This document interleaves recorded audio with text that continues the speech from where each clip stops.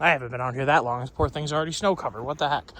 So, a lot of you guys probably are buying an HD7 Can-Am Outlander for its utility purpose, to which it is quite phenomenal. And I wanted to make a follow-up video because I've been asked, how's it doing? And that's a pretty good question. So this is the Hunt model, and this is the HD Pro Outlander in the Pro Hunt model. And she's doing quite well. I've had no failures, problems. It's been in for the first service. All functionalities on it work very, very well. And I still like it just as much as when I got it. It has awesome capability in terms of its off-road performance. Its rear rack, as you can see, I utilize it all the time for fuel cans and chainsaw and whatever. Obviously, can't put a big chainsaw in the back. I would like to make or buy a bigger chainsaw holder to put something bigger on the back of this. But for what I'm using it for, it works quite well. There is tons of ground clearance. It has tons of tractive power, awesome traction. The power steering is unbelievable. I drove back here with one hand. In fact, you'll probably see that video in this video. I wanted to do a quick walk around review on how it's doing. I've only been out here an hour, so what the heck. The poor thing was clean, and now it's all covered in snow. But what else can I say? Besides it performs quite well off-road. It handles trails extremely well, but then you can come into your woods and you can make trails and work with it. And for sure tow a trailer with that awesome 2-inch receiver. I don't know what else to say besides it works perfectly. The Pro Hunt model, as well as the XU, allows you to have the manual locking front differential as opposed to Visco lock. You would click this thing all the way up like that and it'll go beep and you'd be locked in. That is a unbelievably good feature. The Pro Hunt model specifically comes with the underbelly skid plate, the sides, the rear skid plates are for the A-arms and the front skid plates, as well as a winch.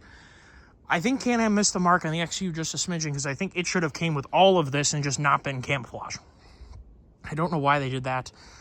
These are all extremely useful features, and not everybody wants camouflage. I love camouflage. I like seeing it. It's really cool. It's a nice model, but not everybody who wants to have the skid plates, the factory winch, and the front locker want to have it be camouflage. So I think that's a little bit of a miss, Can-Am. I think you should take the XU and go ahead and give it all this stuff instead of making a customer buy it separately. It also comes with a front and rear bumper, which is now installed. Mine did not have the front bumper come with the machine, as well as the rear skid plates. I still need to put the rear skid plates on. I keep forgetting to do that, mostly because it has so much ground clearance. I hardly ever bottom out. I mean, there's tons and tons of room. Super practical machine. The one warning is the fuel range and the fuel economy. The 700, which is a 650, is everything about it is great, except for it definitely burns more fuel than my Polaris 850 twin. And I've never owned an 850 or 1000 Can-Am, and I've never owned a 1000 Polaris. But at least for my 850 twin, mine's a 2011 XP. Riding it the same, which is spiritedly on a trail, this burns more fuel, which is wild, but it's not particularly unheard of because you can go faster with when you have more horsepower. You need to use less of the throttle. You're going to burn less fuel because you're doing it with mechanical advantage as opposed to the fuel making the power for you. So one warning, the fuel range wasn't as good as I was expecting. It just isn't as good as I was expecting, let's put it that way. And it definitely appears that per mile, this thing burns more fuel when you're driving spiritedly. As I was saying to another gentleman who had commented, I will do an unspirited trail ride. I have a really hard time not doing that. I really like riding trails fast. I will do an unspirited trail ride, and we'll compare the two riding. In fact, I'll bring my dad on that. My dad likes to ride reasonably. He can ride the Polaris, I'll ride this, and we'll see. And we'll switch maybe. And we'll see how it does with an unspirited ride. I'm sure it's going to get better fuel economy than it does. I like the fuel filler placement on this a lot more than the Polaris. I like that storage compartment right there. Whoopsies, right there.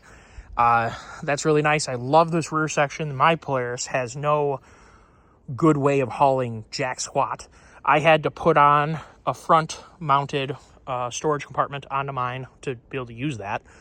The fact that this already comes with a front mounted storage compartment, which is really great. This last summertime we rode to a falls that you can go swimming in. I brought all my towel, my beach shoes, my swim pants, swim trunks, put them all in my front thing so I could trail ride all the way to where I was going to go swimming, and then change back and go trail riding again. It was flipping phenomenal. So the execution of this is unbelievable. And the Pro Hunt model, even if you don't like camouflage, what you're getting for this, you probably can't put the features on it for the price that you're getting the Pro Hunt for. So keep that in mind. Hopefully you enjoyed this quick review video. And if you have any other questions about this machine, post it. I'll be happy to make a segment on those specific questions. Take care all. Have a great day. Remember to like and subscribe if you enjoyed the video.